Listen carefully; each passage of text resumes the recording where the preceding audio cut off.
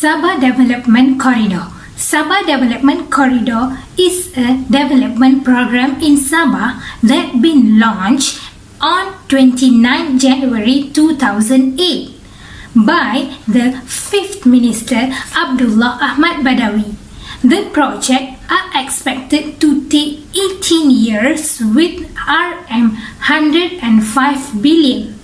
The objective of Sabah Development Corridor is to make a leading economics area and a desirable place to invest, work and live.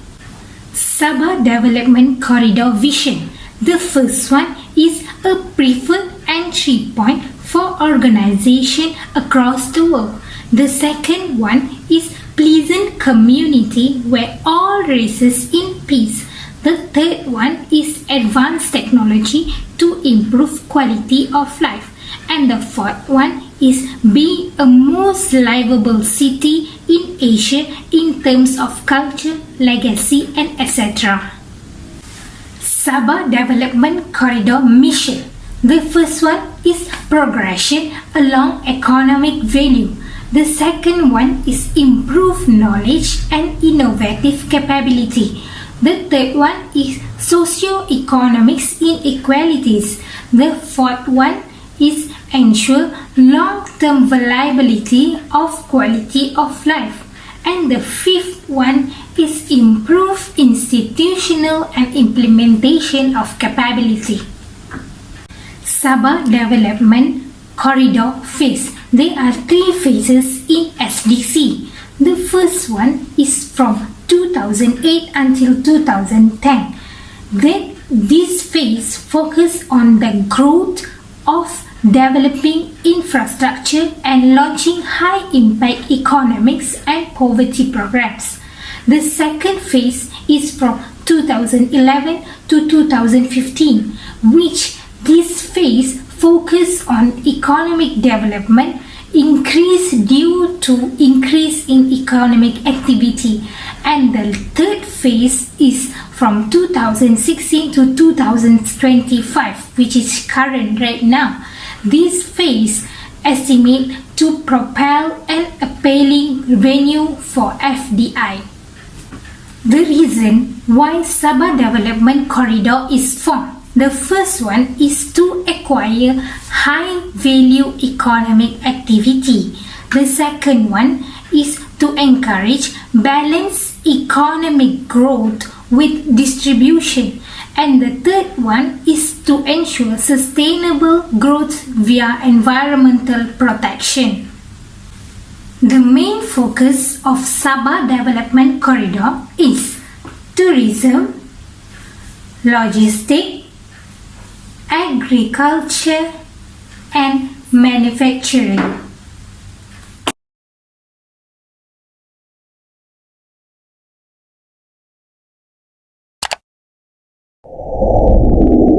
For strategies and intended outcome, the strategy for SDC initiative is to leverage Sabah's inherent strength, namely its strategic location, rich resources as well as cultural and biological diversity to expand and grow high potential economic activities. First one is location. Sabah is strategic gateway for regional trade. It is also ideal for transshipment and value add for cargo. Also able to capitalize on market deregulation of AFTA. Second is resources. Sabah is rich in natural resources such as oil and gas, fertile agricultural land, mineral and forestry. Position Sabah as a center of excellence for agriculture.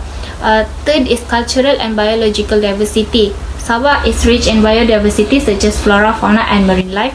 There are 32 ethnic groups spanning diverse cultural background. Sabah also capture knowledge from international researcher, also stimulate biotech activities. There are 3 phases implementation to reflect priority and sequencing of program. First one is focused on catalyzing future growth via infrastructure as well as high economic impact and poverty eradication project. Phase 2 will see Sabah moving toward greater and higher order value add activities with the presence of global companies and emerge of a strong base of local SMEs. And the final phase 3, Sabah will be recognized as an attractive destination for foreign direct investment FDIs with strong supporting infrastructure, global companies, and a ready pool of knowledge work. The key outcomes targeted for each economic focus area under the SDC initiative. The first is the tourism strategy. The tourism strategy is to target high youth and long stay visitor. It aims to enhance Sabah position as a premier eco-adventure destination and high-end second home destination with luxury holidays, villas, and lifestyle activities. Second is logistics. The logistics strategy is designed to address the current high cost of doing business in Sabah vis-a-vis other states in Malaysia. Third, agriculture. The agriculture sector in Sabah focuses on increasing overall food self-sufficiency, planting high-value crops for export, and assisting in poverty eradication. Also promote aquaculture subsector, include aquaculture, deep sea fishing, livestock, and horticulture. Lastly, manufacturing. The strategy for the manufacturing sector is to attract world-class companies to anchor and accelerate the growth of downstream manufacturing activities. Also leveraging on Sabah rich natural resources. The initial focus will be on enhancing enablers such as infrastructure and human capital.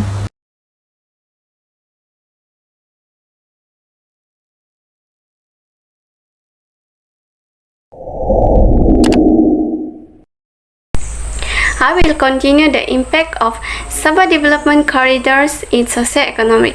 First of all, Sabah Development Corridor has improved human capital development through investment. It is provided an incentive in terms of education and training to develop knowledgeable, soft skill, and to adapt and innovation, especially for rural area. For instance, Sabah Development Corridor has improved access of education by developing education hub projects such as Sandakan Education Hub and Technical and Vocational Education and Training TVET. Through this revolution's human capital, can boost productivity to support growing industry and economic in Sabah. Besides that, Sabah Development Corridor also bring a positive impact on job opportunities. As we know, Sabah has recorded a higher unemployment rate, which is 5.6% in 2007. Since implementation of Sabah Development Corridor, it has improved the certain economic sectors such as manufacturing, tourism, and agriculture sector. So these economic sectors offer job opportunities. For instance, the investment on manufacturing sectors in Sabah, it can create job opportunities especially for rural people. In addition, Sabah Development Corridor also support and develop the entrepreneur with promoting small-scale entrepreneurship. Last but not least, Sabah Development Corridor also contributes to increased income distribution in Sabah. The increase of income distribution is influenced by the growth in economic sectors such as manufacturing, tourism, and agriculture sector. For instance, Agropolitan Pitas is one of the projects that has increased the income of local people, especially in rural areas. Moreover, the development such as road, electricity, and clean water supply has increased the standard living in Sabah, especially in rural areas.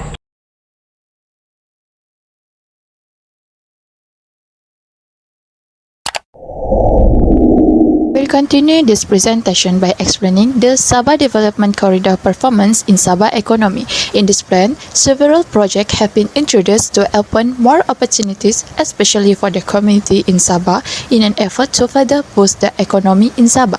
In this section, we have focused on three aspects that can be linked in the implementation of SDC. First, we go to Sabah GDP growth.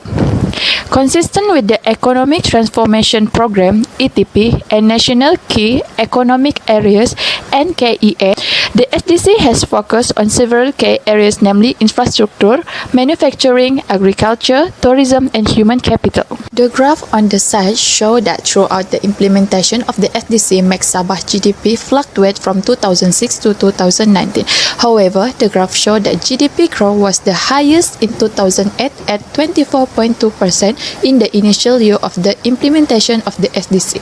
Due to the global economic downturn in 2009, Sabah GDP was also affected by the problem. But with the development project introduced by the SDC, some of the Some of the GDP in Sabah could be increased again. This graph also shows that Sabah economy experienced a slower growth beginning in 2010 due to the weaker performance on the mining sector.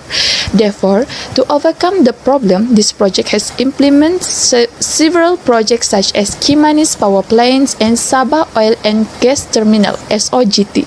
To help in achieving the target of this program, SDC has set a GDP target until the final year of this project, 2025. The target is to double its GDP per capita and increase its GDP by 4 times as shown in Table 1. Next is investment performance. To achieve this investment goal, SDC is collaboration with the Sabah State Legislative Assembly approved the instrument for the establishment of the Sabah Economic Development and Investment Authority, SEDIA, on 15 January 2009. The department is responsible for driving the Sabah Development Corridor with primary responsible for planning, coordinating, promoting, and accelerating SDC development. The increase in cumulative commodity investment more than increase in realized investment from 2008 to 2019 can be seen in Table 2 and Graph 2. Other than that, the project financial performance of SDC. There are several projects that have been introduced in this SDC project which have been led by Public-Private Partnership PPPs. As shown in Table 3, SDC project has disbursed by 93.29% of the expenditure that has been provided for SDC project. This expenditure is undoubtedly to increase the momentum of economic growth as a whole through the spillover effect from the project implemented. However, it can be proven that the Sabah Development Corridor has introduced various projects for the development of Sabah as well as to improve the state economy in line with one of the objectives of the SDC.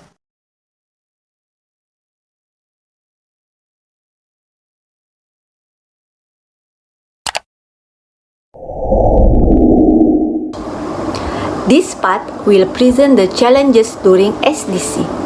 First challenges is associated with multiple agency and department as well federal and Sabah state government. Every agency and department should adhere all the law and policy and guideline including identifying and investigating the potential of the program. Also asking a permission and issue a license to carry on with project. Link with federal government for assist financial support cause a tight process to be submitted and sometimes need more time. Second challenges are assured the confidence of investor. Focus to domestic and also the international investor to invest in project.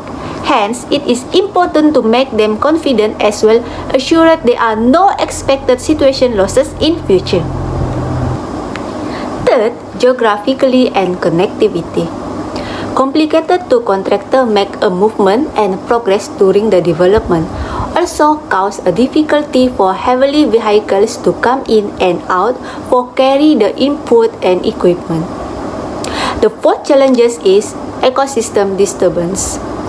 Enhance the agriculture, manufacturing and logistics sector cause indirect effects towards the ecosystem due to the development of facilities such as roads, factory and buildings. As example, an ecosystem like green plant will produce a less oxygen while flora and fauna loses their food chain to survive. Hence, conservation and preservation concepts show a limitation due to destruction and disturbance of ecosystem.